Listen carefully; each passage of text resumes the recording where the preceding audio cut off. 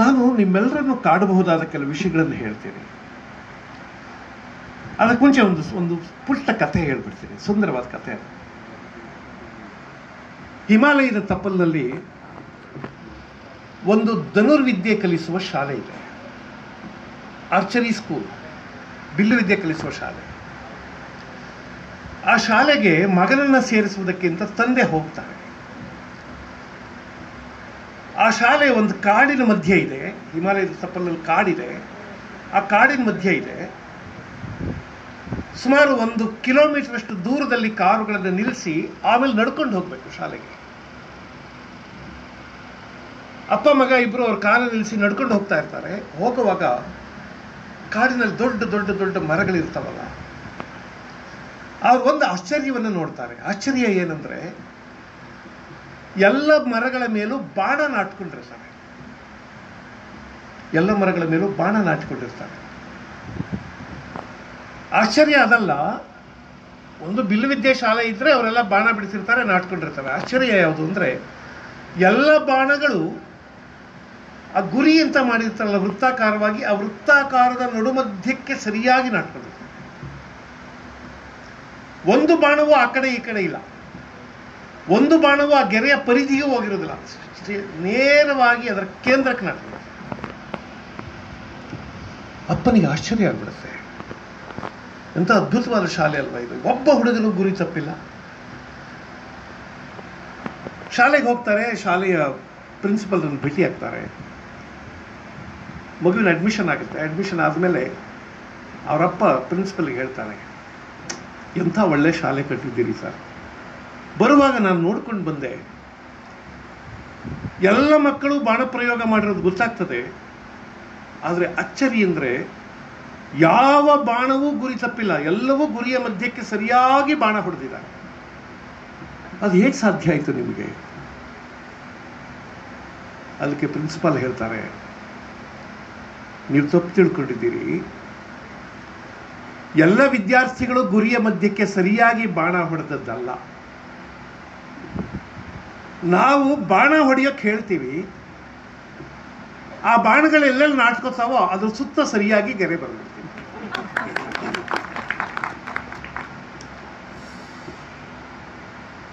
This is a wonderful story. ನಾವೀಗ ಮಾಡ್ತಿರೋದು ಅದನ್ನೇ. ಇಂಗ್ಲಿಷ್ನಲ್ಲಿ ಒಂದು ಬಹಳ ಸುಂದರವಾದ ಮಾತಿದೆ, begin to live as you think. If you don't, sooner or later you will end up by thinking as you have lived. ನೀವು ಹೇಗೆ ಆಲೋಚಿಸುತ್ತೀರೋ ಹಾಗೆ ಬದುಕಿ, ಒಂದು ಆದರ್ಶ ಇಟ್ಕೊಂಡು ಬದುಕಿ. ಹಾಗಾಗಲಿಲ್ಲ ಅಂದರೆ ಕೊನೆಗೆ ನೀವು ಹೇಗೆ ಬದುಕ್ತೀರೋ ಅದನ್ನೇ ಆದರ್ಶ ಅಂತ ಹೇಳೋಕೆ ಶುರು ಮಾಡ್ತೀರ. ಗುರಿಗೆ ಸರಿಯಾಗಿ ಬಾಣ ಹೊಡಿಬೇಕು ಅನ್ನೋದು ಸರಿ, ಆದರೆ ನಿಮ್ಗದಾಗಲಿಲ್ಲ ಅಂದರೆ ನಾವು ಎಲ್ಲಿ ಹೊಡಿತೀವೋ ಅದನ್ನು ಗುರಿ ಅಂತ ಹೇಳೋಕೆ ಶುರು ಮಾಡ್ತೀವಿ. ನನಗೆ ಈ ಜಗತ್ತಿನೆಲ್ಲ ನೋಡಿದಾಗ ಬಹಳ ಸಲ ಹೀಗೆ ಅನ್ನಿಸ್ತದೆ, ತಾವು ಹೇಗೆ ಬದುಕಿದ್ದಾರೋ ಅದಕ್ಕೆ ಸಕ್ಕ ಫಿಲಾಸಫಿ ಹೇಳ್ತಾ ಇದ್ದಾರೆ ಅಂತ ಅನ್ಸುತ್ತೆ. ಕೆಲವು ಧೀಮಂತರು, ಕೆಲವರು ದಾರ್ಶನಿಕರು, ಕೆಲವರು ಮೇಧಾವಿಗಳು, ಕೆಲವು ಜ್ಞಾನಿಗಳು, ಅವರು ಮಾತ್ರ ಅವರು ಹೇಳಿದ ಹಾಗೆ ಬದುಕ್ತಾರೆ. ನಮ್ಮ ಜಗತ್ತಲ್ಲಿ ತತ್ವಗಳಿಗೇನು ಕಡಿಮೆ ಇಲ್ಲ, ನಾವೆಲ್ಲರೂ ಚೆನ್ನಾಗೇ ಮಾತಾಡ್ತೀವಿ. ಆದರೆ ನಮ್ಮ ಬದುಕಿಗೂ ತತ್ವಕ್ಕೂ ಎಷ್ಟು ದೂರ ಇದೆ ಅನ್ನೋದು ಅಷ್ಟೇ ಮುಖ್ಯ.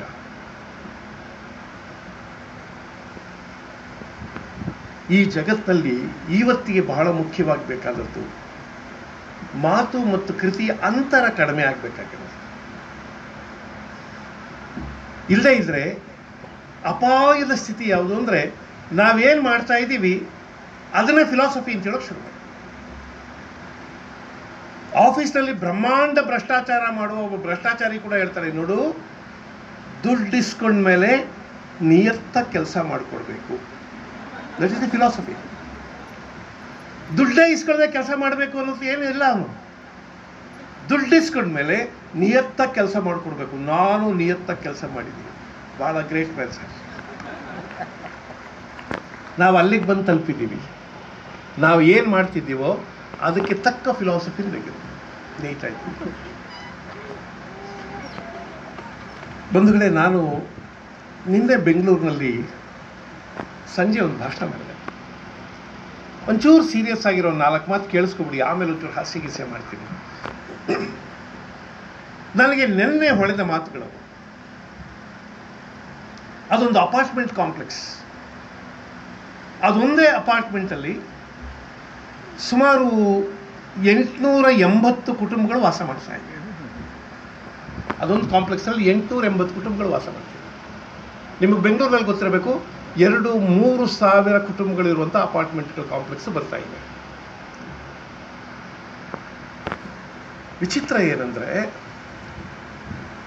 ಈಗ ಹೊಸ ಬಗೆಯ ಹಳ್ಳಿಗಳು ನಿರ್ಮಾಣ ಆಗ್ತಿವೆ. ಬದುಕು ಎಷ್ಟು ಕ್ಷಿಪ್ರವಾಗಿ ಹೋಗ್ತಾ ಇದೆ ಈಗ ಅಂದ್ರೆ, ನಾವೆಲ್ಲ ಚಿಕ್ಕವರಾಗಿದ್ದಾಗ ಯಾವುದು 50 ವರ್ಷದಲ್ಲಿ ಬದಲಾವಣೆ ಆಗ್ತಿತ್ತೋ ಅದು ಈಗ 1 ವರ್ಷದಲ್ಲಿ ಬದಲಾವಣೆ ಆಗ್ತಿದೆ.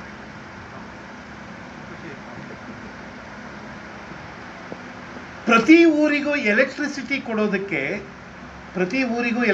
ಕೊಡೋದಕ್ಕೆ ನಮ್ಮ ದೇಶ ಏನಿಲ್ಲ ಅಂದ್ರೂ ಒಂದು 80 ವರ್ಷ ತಗೊಂಡಿದೆ. ಪ್ರತಿ ಊರಿಗೂ ಎಲೆಕ್ಟ್ರಿಸಿಟಿ ಕೊಡೋಕ್ಕೆ 80 ವರ್ಷ ತಗೊಂಡಿದೆ. ಈಗ ಪ್ರತಿ ಕೈಗೂ ಫೋನ್ ಕೊಡೋದಕ್ಕೆ ಒಂದು 4 ವರ್ಷ ಕೊಟ್ಬಿಟ್ಟಿದೆ. ಎಷ್ಟು ಅಂದ್ರೆ, ಫೋನ್ ಇಲ್ಲದೆ ನಾವು ಬದುಕಕ್ಕಾಗೋದಿಲ್ಲ ಅನ್ನೋ ಸ್ಥಿತಿಗೆ ಜನ ಬಂದಿದ್ದಾರೆ. ಅಂದ್ರೆ ಬದಲಾವಣೆಗಳು ಬಹಳ ಕ್ಷಿಪ್ರವಾಗಿ ಆಗ್ತಾ ಇದೆ, ಬಹಳ ವೇಗವಾಗಿ ನಡೀತಾ ಇದೆ. ಇನ್ನು 10 ವರ್ಷದ ನಂತರ ನಮ್ಮ ಕೈಲಿ ಯಾವ ಗ್ಯಾಡ್ಜೆಟ್ ಇರುತ್ತೆ, ನಾವೇನು ಬಳಸ್ತಿದ್ದೀವಿ ಅಂತ ನಮ್ಗೆ ಗೊತ್ತಿಲ್ಲ. ಹಿಂದಿನ 10 ವರ್ಷ ನೆನೆಸ್ಕೊಂಡ್ರೆ ನಾವು ಹಂಗಿದ್ವಾ ಅಂತ ಅನ್ಸುತ್ತೆ. ಈಗ ಅಷ್ಟು ವೇಗವಾಗಿದೆ ಬದುಕು. ಏನೇನೇನೇನೇನೋ ಪಡ್ಕೋತಿದ್ದೀವಿ, ಏನೇನೇನೇನೋ ಕಳ್ಕೊತಿದ್ದೀವಿ. ಪಡ್ಕೊಳ್ಳುವ ಧಾವಂತದಲ್ಲಿ ಕಳ್ಕೊಳ್ಳೋದನ್ನು ಮರಿತೀವಿ. ನಾನು ಹೇಳಿದೆ ಅಲ್ಲ, ಅಪಾರ್ಟ್ಮೆಂಟಲ್ಲಿ ಇರೋರಿಗೆಲ್ಲ, ನಾನು ನಿಮ್ಮನ್ನೇನು ದೂಷಿಸ್ತಿದ್ದೀನಿ ಅಂತ ಅನ್ಕೋಬೇಡಿ, ಛೇಡಿಸ್ತಿದ್ದೀನಿ ಅಂತ ಅನ್ಕೋಬೇಡಿ. ನೀವೆಲ್ಲರೂ ಇಲ್ಲಿಗೆ ಬರೋವಾಗ ನಿಮ್ಮ ಊರನ್ನೇ ಕಳ್ಕೊಂಡು ಬಂದಿದ್ದೀರಾ. ಈಗ ಬೆಂಗಳೂರಿನಲ್ಲಿರೋರು ನಿಮ್ಮೂರು ಯಾವುದು ಅಂತ ಕೇಳಿದ್ರೆ ಅವ್ರು ನಮ್ಮೂರು ಮಂಗಳೂರು ಅಂತಾರೆ, ನಮ್ಮೂರು ಶಿರಸಿ ಅಂತಾರೆ, ನಮ್ಮೂರು ಸಿದ್ದಾಪುರ ಅಂತಾರೆ, ನಮ್ಮೂರು ತುಮಕೂರು ಅಂತಾರೆ, ನಮ್ದು ಹಾಸನ ಅಂತಾರೆ, ಬೇರೆ. ಆದರೆ ಬೆಂಗಳೂರಿಗೆ ಹೋಗಿ ಅವ್ರ ಊರಿಗೆ ಕಳೆದು ಹೋಗಿದ್ದಾರೆ. ಅವ್ರ ಊರಿನವರು ಸ್ಟ್ರೈಕ್ ಆಫ್ ಮಾಡಿಬಿಟ್ಟಿದ್ದಾರೆ ಇವ್ರ ಹೆಸರು. ಇವ್ರ ಆಧಾರ್ ಕಾರ್ಡಲ್ಲೂ ಇಲ್ಲ, ವೋಟರ್ ID-ನಲ್ಲೂ ಇಲ್ಲ. ಇವ್ರು ಬೆಂಗಳೂರಿಗೆ ಬಂದು ಸೇರ್ಕೊಂಡಿದ್ದಾರೆ ಅಂದರೆ ಊರು ಕಳ್ಕೊಂಡಿದ್ದಾರೆ ಅವರು. ಈ ಅಪಾರ್ಟ್ಮೆಂಟಲ್ಲಿ ವಾಸ ಮಾಡೋರು ಇದಾರಲ್ಲ, ಅವರು ಒಂಥರ ಭಾಷೆನೂ ಕಳ್ಕೊಬಿಡ್ತಾರೆ. ಅಲ್ಲಿ ಯಾರ್ಯಾರು ಬರ್ತಾರಲ್ಲ, ಎಲ್ಲರ ಜೊತೆನೂ ಮಾತಾಡ್ಬೇಕು, ಅದರಿಂದ ಭಾಷೆನೂ ಕಳ್ಕೊಬಿಡ್ತಾರೆ. ಈ ಊರುಗಳಿದ್ವಲ್ಲ, ನಮ್ಮ ಊರುಗಳಿದ್ವಲ್ಲ, ಈ ಕೋಟಾದಲ್ಲಿ ತುಂಬ ಶ್ರೀಮಂತರು ಇದ್ದಾರೆ, ಭಾಳ ಬಡವರು ಇದ್ದಾರೆ. ಯಾರೋ ಕುಲುಮೆ ಕೆಲಸ ಮಾಡೋರು ಇದ್ದಾರೆ, ಯಾರೋ ಬಡಗಿ ಕೆಲಸ ಮಾಡೋರು ಇದ್ದಾರೆ, ಯಾರೋ ಬೇಸಾಯ ಮಾಡೋರು ಇದ್ದಾರೆ, ಯಾರೋ ಮಗ್ಗ ನೇಯೋರು ಇದ್ದಾರೆ, ಯಾವ್ಯಾವುದೋ ವೃತ್ತಿ ಮಾಡೋರು ಇದ್ದಾರೆ. ನೀವು ಅಪಾರ್ಟ್ಮೆಂಟ್ಸ್ಗಳಲ್ಲಿ ನೋಡಿ, ಭಾರಿ ಶ್ರೀಮಂತರು ಇಲ್ಲ, ಭಾರಿ ಬಡವರು ಇಲ್ಲ, ಎಲ್ಲರೂ ಹೆಚ್ಚು ಕಡಿಮೆ ಒಂದು ಲೆವೆಲ್ ಅಪಾರ್ಟ್ಮೆಂಟ್ಸ್ಗಳಲ್ಲಿ ಒಂದೇ ಥರ ಜನ ಇರ್ತಾರೆ. ಅಂದರೆ ಒಂಥರ ಯೂನಿಫಾರ್ಮ್, ಬೇರೆ ಥರ ಜನನೇ ಇಲ್ಲ. ನಾನು ಅದಕ್ಕೆ ಅವ್ರಿಗೆ ಹೇಳ್ತಾ ಇದ್ದೆ, ನಿಮಗೆ ನಮ್ಮ ಹಳ್ಳಿಗಳಲ್ಲಿ ಹೊಟ್ಟೆ ಕಿಚ್ಪಡಕ್ಕಾದ್ರೂ ಶ್ರೀಮಂತರು ಇರ್ತಾರಪ್ಪ. ನಮಗೆ ಅಂದ್ರೆ ಹಿಂಗಾಗ್ಬಿಟ್ಟ ನೋಡು ಅಂತ ನಾವು ಅನ್ಬೋದು. ನಿಮಗೆ ಸುಮ್ಮನೆ ಮೈಲ್ಡಾಗಿ ಒಂಚೂರು ಹೊಟ್ಟೆ ಉರಿಯುತ್ತೆ, ಅಷ್ಟೇ ದೊಡ್ಡವರಾಗೋದು. ಎಲ್ಲರ ಹತ್ರನೂ ಒಂದು 20-30 ಲಕ್ಷ ರೂಪಾಯಿ ಒಳಗಿನ ಕಾರ್ಗಳಿರ್ತವೆ. ಯಾರ ಹತ್ರನೂ 3 ಕೋಟಿ ಕಾರ್ ಇರಲ್ಲ, ಯಾರ ಹತ್ರನೂ ಮಾರುತಿ 800 ಇರಲ್ಲ. ಅಂದರೆ ಒಂದು ಕ್ಲಾಸಿನ ಜನ, ಒಂದೇ ಕ್ಲಾಸಿನ ಜನ, ಒಂದೇ ಬಗೆಯ ಜೀವನ ಧೋರಣೆ. ಆಮೇಲೆ ಬೆಳಗ್ಗೆ ಎದ್ದರೆ ಎಲ್ಲರೂ ವಾಕಿಂಗ್ ಮಾಡ್ತಾರೆ, ಸಂಜೆ ವಾಕಿಂಗ್ ಮಾಡ್ತಾರೆ, ಎಲ್ಲರ ಲೈಫ್ ಸ್ಟೈಲು ಒಂದೇ. ಆಮೇಲೆ ಆಫೀಸ್ಗೆ ಹೋಗ್ತಾರೆ, ವಯಸ್ಸಾದವರು ಇದ್ದರೆ ಲೈಬ್ರರಿಗೆ ಕೂತ್ಕೋತಾರೆ, ಆಮೇಲೆ ಊರು ಸುದ್ದಿ ಎಲ್ಲ ಮಾತಾಡ್ತಾರೆ. ನರೇಂದ್ರ ಮೋದಿ ಸರಿ ಇಲ್ಲ, ಸಿದ್ದರಾಮಯ್ಯ ಸರಿ ಇಲ್ಲ, ಅವ್ರು ಸರಿ ಇಲ್ಲ, ಇವ್ರು ಸರಿ ಇಲ್ಲ, ಒಟ್ಟಿನಲ್ಲಿ ದೇಶ ಕೆಟ್ಟೋಯ್ತು ಅಂತ ಹೇಳ್ಬಿಟ್ಟು ತಿಂಡಿ ತಿನ್ನೋಕೆ ಹೋಗ್ತಾರೆ. ಇದು ಹೆಚ್ಚು ಕಡಿಮೆ ಎಲ್ಲ ಅಪಾರ್ಟ್ಮೆಂಟ್ಗಳು ಹೀಗೆ ಇರ್ತವೆ. ಅಂದರೆ ಅವರು ಒಂದು ಊರಿನಲ್ಲಿ ವಾಸ ಮಾಡೋದನ್ನೇ ಕಳ್ಕೊಂಡಿದ್ದಾರೆ. ಅದೊಂದು ಊರು ಕೂಡ ಅಲ್ಲ, ಒಂದೇ ಥರ ಇರುವ ಒಂದಷ್ಟು ಜನ ಇದ್ದಾರೆ ಅಷ್ಟೇ. ನಾವೆಲ್ಲರೂ ನಮ್ಮ ಭಾಷೆನೂ ಕಳ್ಕೊತಿದ್ದೀವಿ, ನಮ್ಮ ಸಂಸ್ಕೃತಿ ಕಳ್ಕೊತಿದ್ದೀವಿ, ನಮ್ಮ ಬದುಕು ಕಳ್ಕೊತಿದ್ದೀವಿ. ಇಷ್ಟು ಮಾತ್ರ ಅಲ್ಲ, ಅವ್ರಿಗೆ ಹೇಳಿದೆ, ನಿಮ್ಮ ಮಕ್ಕಳು ಇಂಡಿಯಾನೂ ಕಳ್ಕೊತಿದ್ದಾರೆ. ನಮ್ಮದು ID ಕಾರ್ಡ್ ನಮ್ಮೂರಲ್ಲಿಲ್ಲ, ಆಧಾರ್ ಕಾರ್ಡ್ ನಮ್ಮೂರಲ್ಲಿಲ್ಲ, ಆದರೆ ನಿಮ್ಮ ಮಗಂದು ಪಾಸ್ಪೋರ್ಟೇ ಇಂಡಿಯಾದ್ದಲ್ಲ, ಒಂದು ಇಂಡಿಯನ್ ಪಾಸ್ಪೋರ್ಟ್ ಅಲ್ಲ. ಇಲ್ಲಿ ಹುಟ್ಟಿದವನು ಅಲ್ಲೆಲ್ಲೋ ನಿಂತ್ಕೊಂಡು ನನಗೂ ಬೇರೆ ಯಾವ ದೇಶಕ್ಕೂ ಯಾವ ಸಂಬಂಧನೂ ಇಲ್ಲ, ನಾನು ಇನ್ನು ಮೇಲೆ ಅಮೆರಿಕನ್ ಅಮೆರಿಕನ್ ಅಮೆರಿಕನ್ ಅಂತ ಪ್ರಮಾಣ ಮಾಡಿಬಿಡ್ತಾನೆ. I swear I am an Australian ಅಂತ ಪ್ರಮಾಣ ಮಾಡ್ತಾನೆ. I swear I am an English ಅಂತ ಬ್ರಿಟಿಷ್ ಅಂತ ಪ್ರಮಾಣ ಮಾಡ್ತಾನೆ. ದೇಶನ ಕೂಡ ಕಳ್ಕೊಂಡ್ಬಿಡ್ತಾನೆ.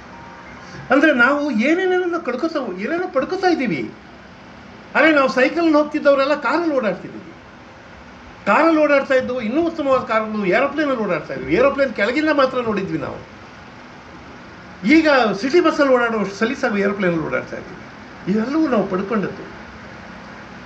ಒಂದು ಜೊತೆ ಚಪ್ಪಲಿ ಹಾಕೊಳ್ಳೋದಕ್ಕೆ ಎಷ್ಟೋ ಜನಕ್ಕೆ ಹೈಸ್ಕೂಲ್ ತನಕ ಸಾಧ್ಯ ಆಗಿರಲಿಲ್ಲ.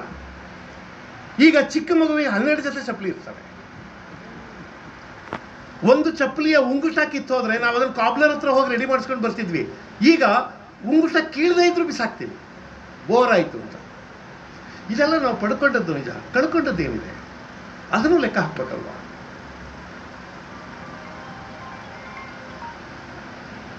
ನಾನು ನೋಡಿದ್ದೀನಿ, ಪ್ರಪಂಚದ ಬಹಳ ದೇಶಗಳನ್ನು ನೋಡಿ ಬಂದಿದ್ದೀನಿ ನಾನು. ಅಮೆರಿಕಾದಲ್ಲಿ ಕೆಲವು ಹುಡುಗರನ್ನ ನಾನು ಸುಮ್ಮನೆ ಅವನು ನಮ್ಮ ಥರ ಬ್ರೌನ್ ಸ್ಕಿನ್ ಅನ್ನೋ ಕಾರಣಕ್ಕೆ you are an Indian right, you are an Indian right ಅಂದರೆ ಅವನು no no no no I am not an Indian, I am an American ಅಂತ. ಅವನಿಗೆ ಇಂಡಿಯನ್ ಅಂತ ಹೇಳೋಕ್ಕೆ ಇಷ್ಟ ಇಲ್ಲ. ಬಿಲೀವ್ ಮೀ, ನಾನು ನೋಡಿದ್ದೀನಿ ಅಂತ ಹುಡುಗರನ್ನ ಇಂಡಿಯನ್ ಅಂತ ಹೇಳ್ಕೊಳ್ಳೋಕೆ ಇಷ್ಟ ಇಲ್ಲ. No no no no I am an American, no I am not an Indian. ಆ ಹುಡುಗರು ದೇಶನ ಕೂಡ ಕಳ್ಕೊಂಡಿದ್ದಾರೆ. ಇನ್ನೇನೋ ಪಡ್ಕೊಂಡಿದ್ದಾರೆ, ಅವರ ಅಮೆರಿಕನ್ ಸಿಟಿಸನ್ಶಿಪ್ ಪಡ್ಕೊಂಡಿದ್ದಾರೆ. ಬಟ್ ಇಂಡಿಯಾ ದೇಶನ ಕಳ್ಕೊಂಡಿದ್ದಾರೆ. ಇಂಡಿಯಾ ದೇಶನ ಮಾತ್ರ, ಇಂಡಿಯಾ ದೇಶದ ಎಲ್ಲ ಸ್ಮೃತಿಗಳನ್ನು ಕಳ್ಕೊಂಡಿದ್ದಾರೆ. ಇಂಡಿಯಾ ದೇಶದ ಇತಿಹಾಸವನ್ನು, ಇಂಡಿಯಾ ದೇಶದ ಅಭಿಮಾನವನ್ನು, ಇಂಡಿಯಾ ದೇಶದ ಹೆಮ್ಮೆಯನ್ನು ಎಲ್ಲವನ್ನೂ ಕಳ್ಕೊಂಡಿದ್ದಾರೆ. ಬಂಧುಗಳೇ, ನಮಗೆ ಈ ಸ್ಥಿತಿಯಲ್ಲಿ ನಮ್ಮ ನೀಲಾವರ ಸುರೇಂದ್ರ ಅಡಿಗರಂಥವರು ಕನ್ನಡ ಉಳಿಬೇಕು, ಕನ್ನಡ ಉಳಿಬೇಕು, ಕನ್ನಡ ಉಳಿಬೇಕು ಅಂತ ನಾವು ಮಾತಾಡ್ತಿದ್ದೇವೆ. ನನಗೆ ಆತಂಕ ಏನು ಅಂದರೆ, ಎಲ್ಲವನ್ನೂ ಕಳ್ಕೊಂಡು ಏನನ್ನೋ ಪಡ್ಕೊಳ್ಳೋ ಧಾವಂತದಲ್ಲಿರೋರು ನಾವು ಕನ್ನಡನ ಕಳ್ಕೊತೀವಿ, ಅಪ್ಪ ಅಮ್ಮನ್ನೇ ಕಳ್ಕೊತೀವಿ, ಅವ್ರನ್ನ ಬಿಟ್ಟು ಭಾಳ ದೂರ ಇರ್ತೀವಲ್ವಾ. ಏನು ಮಾಡೋಕ್ಕಾಗಲ್ಲ sir, practically it is not possible to take them with us. ಆಗಲ್ಲ. ಅಲ್ಲಿ ಅವ್ರಿಗೆ ಆ ವೆದರ್ ಸೂಟ್ ಆಗಲ್ಲ, ಅವ್ರಿಗೆ ಅಲ್ಲಿ ಏನೂ ಅನುಕೂಲ ಆಗಲ್ಲ, ಅವ್ರೊಬ್ಬರೇ ಇರೋಕ್ಕಾಗಲ್ಲ ಅಂತ ಇಲ್ಲೇ ತಳ್ಬಿಟ್ಟು ಹೋಗ್ತೀವಿ, ಬಿಡೋಕ್ಕೆ ತಯಾರಾಗಿದ್ದೀವಿ ನಾವು. ಆದ್ದರಿಂದ ಅಪ್ಪ ಅಮ್ಮನ್ನು ಬಿಡ್ತೀವಿ, ದೇಶನ ಬಿಡ್ತೀವಿ, ಊರನ್ನು ಬಿಡ್ತೀವಿ, ಕನ್ನಡನ ಬಿಡೋದು ಯಾವುದೋ ವಿಷಯ ಬಿಟ್ಟು ಬಿಡ್ತೀವಿ. ಆದರೆ ಇದನ್ನು ಕಳ್ಕೊಳ್ಳುವಾಗ ಏನೇನು ಕಳ್ಕೊತೀವಿ ಅಂತ ನಮಗೆ ನೆನಪಾಗಬೇಕು ಅಂತ. ಕಾರಂತರು ನಮ್ಮವರು ಅನ್ನೋದನ್ನು ಕಳ್ಕೊಬಿಡ್ತೀವಿ.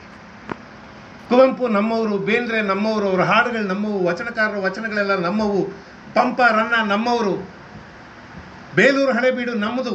ಈ ಹೆಮ್ಮೆನ, ಈ ಗರ್ವವನ್ನು, ಈ ಅಭಿಮಾನವನ್ನು ಕಳ್ಕೊಬಿಡ್ತೀವಿ. ಅಮೆರಿಕ ದೇಶದಲ್ಲಿ ನಿಮ್ಮ ಜೇಬಲ್ಲಿ ಡಾಲರ್ ಇಲ್ಲದೆ ಇದ್ರೆ ಒಂದು ಹೊತ್ತಿನ ಊಟ ಹಾಕೋರಿರಲ್ಲ, ಒಂದು ಹೊತ್ತಿನ ಊಟ ಹಾಕೋರಿರಲ್ಲ. ಧರ್ಮಸ್ಥಳದಲ್ಲಿ ನಿಮ್ಮ ID ಕಾರ್ಡ್ ತೋರಿಸಿ ಯಾವ ಜಾತಿ, ಯಾವ ಊರು, ಫಾರಂ ಏನ, ಬೀನಾ, ಸೀನಾ ಅಂತ ಕೇಳೋದಿಲ್ಲ. ಊಟಕ್ಕೆ ಬನ್ನಿ, ಊಟಕ್ಕೆ ಬನ್ನಿ, ಊಟಕ್ಕೆ ಬನ್ನಿ, ಊಟಕ್ಕೆ ಬನ್ನಿ ಅಂತ. ಇಂಥದ್ದೊಂದು ದೇಶ ಎಲ್ಲಾದ್ರೂ ಇದೆಯಾ? ಇದು ನಮ್ಮ ದೇಶ ಕಂಡ್ರಿ ಅಂತ ಹೇಳೋ ಅಭಿಮಾನ ಕಳ್ಕೊಬಿಡ್ತೀವಿ. ಸಿದ್ಧಗಂಗೆ ಮಠದಲ್ಲಿ ದಿನಕ್ಕೆ 10,000 ಮಕ್ಕಳಿಗೆ 3 ಹೊತ್ತು ಊಟ 80 ವರ್ಷದಿಂದ ನಡೆಸ್ತಿದ್ದಾರೆ. ಯಾವ ದೇಶದಲ್ಲೂ ಸಾಧ್ಯ ಇಲ್ಲ. ಅಂಥವು ಎಷ್ಟೋ ಮಠಗಳಿವೆ. ಬಂದವರಿಗೆಲ್ಲ ಊಟ ಹಾಕ್ತಾರೆ, ಬಂದವರಿಗೆಲ್ಲ ಊಟ ಹಾಕ್ತಾರೆ, ಪ್ರಸಾದ ಕೊಡ್ತಾರೆ. ಪ್ರಸಾದವನ್ನು ದಾನ ಅಂತ ಬಿಸಾಕೋದಿಲ್ಲ, ಧನ್ಯತೆ ಅಂತ ಕೊಡ್ತಾರೆ. ನೀವೆಲ್ಲೋ ಕಟೀಲಿಗೆ ಹೋದರೆ ಪ್ರಸಾದ ಕೊಟ್ಟು ಕಳಿಸ್ತಾರೆ, ಆದರೆ ನಿಮ್ಮನ್ನು ಚೀತು ಅಂತ ಕಳಿಸಲ್ಲ. ನಿಮಗೆ ಊಟ ಹಾಕೋದು ನಮ್ಮ ಪುಣ್ಯ ಅಂತ ಹಾಕ್ತಾರೆ. ಇಂಥದ್ದೊಂದು ಸಂಸ್ಕೃತಿಗೆ ನಾವು ವಾರಸ್ದಾರರು ಅನ್ನೋ ಹೆಮ್ಮೆ ಕೂಡ ಕಳ್ಕೊತೀವಿ. ಆದ್ರಿಂದ ನಮ್ಮ ಮಕ್ಕಳಿಗೆ ನಾವೇನೇನು ಕಳ್ಕೊತೀವಿ ಅಂತ ಹೇಳ್ಕೊಡ್ಬೇಕು ಅಂತ. ನಾವೇನೇನು ಕಳ್ಕೊತೀವಿ ಅಂತ ಹೇಳ್ಕೊಡ್ಬೇಕು ಅಂದರೆ ಅವ್ರಿಗೆ ಕನ್ನಡ ಓದಕ್ಕೆ ಬಿಡಬೇಕು, ಕನ್ನಡ ಮಾತಾಡಬೇಕು, ಕನ್ನಡ ಬರೆಯೋಕ್ಕೆ ಬಿಡಬೇಕು. ಯಾಕಂದರೆ ಕನ್ನಡ ಅನ್ನೋದು not mere A language of communication.